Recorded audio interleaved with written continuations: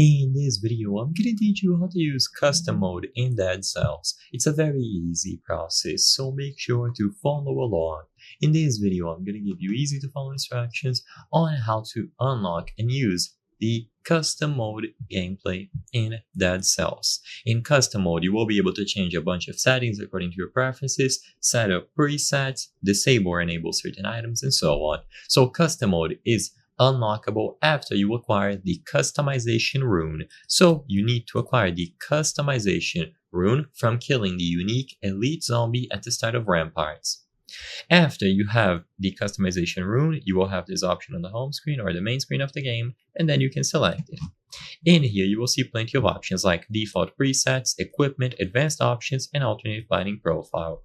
Now, in each of these menus, you will be able to customize your run. So you might have some presets like these ones: speedrun, permanent timer, all items unlocked, how fast can you go.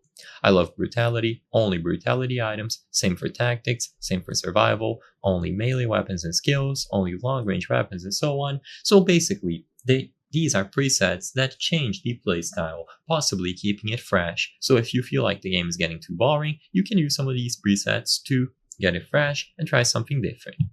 Alternatively, you can also individually customize what you want to use, so you can select specific items and enable or disable them. You will see everything that you have unlocked or locked in these custom games. You can activate or deactivate them right away, and all of these will be available for you. You can save these to a preset, and once you are ready, just launch the custom game and play according to the parameters that you set up.